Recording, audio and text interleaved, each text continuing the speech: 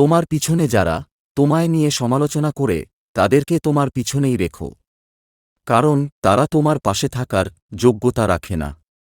পিছনে বদনাম করে সামনে এসে আন্তরিকতা দেখানো মানুষগুলো থেকে দূরে থাকাই উত্তম। এরা প্রকাশ্য শত্রুর চাইতেও ভয়ঙ্কর। মূর্খ লোকের জন্য সমাজ নষ্ট হয় না, সমাজ নষ্ট হয় শিক্ষিত লোকের মূর্খ স্বভাবের জন্য। যাদের নিজের কোনো যোগ্যতা থাকে না, তারাই অন্যদের নিয়ে বেশি সমালোচনা করে। বিনা কারণে যখন দেখবেন আপনার শত্রু বেড়ে গেছে, তাহলে বুঝবেন আপনি একজন সফল মানুষ। ব্যর্থতায় নয়, মানুষ হিংসা করে সফলতায়। অন্যের পেছনে সমালোচনা করা মানুষগুলো সবসময় পেছনেই পড়ে থাকে, কখনও সামনে এগোতে পারে না। তুমি যতই ভালো হও না কেন, যতই অন্যের জন্য নিজেকে বিলিয়ে দাও না কেন, যতই কষ্ট সহ্য করো না কেন, কিছু মানুষের কাছে তবুও তুমি কখনোই ভালো হতে পারবে না।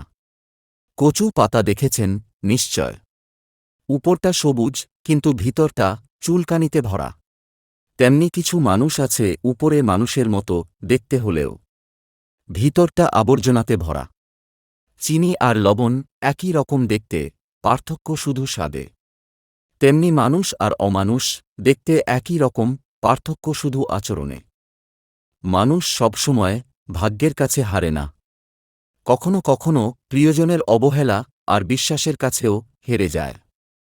মেয়েরা হাজার ত্যাগ স্বীকার করার পরেও দেখবেন দিন শেষে তারাই দোষী।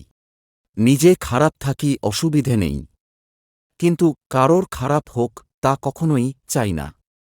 যখন কারো প্রতি ভালোবাসা বেশি হয়ে যায়, তখন সেই ভালোবাসা সুখের চেয়ে কষ্ট বেশি দেয়।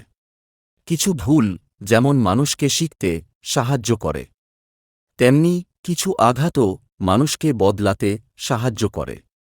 আগে মানুষ মিথ্যা বলতে ভয় পেত পাপ হবে বলে, আর এখন মানুষ সত্যি বলতে ভয় পায় বিপদ হবে বলে।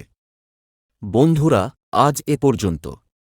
ভিডিওটি ভালো লাগলে একটি লাইক ও কমেন্ট করে আপনার প্রিয় মানুষের সাথে শেয়ার করবেন, আর দয়া করে সাবস্ক্রাইব করতে ভুলবেন না।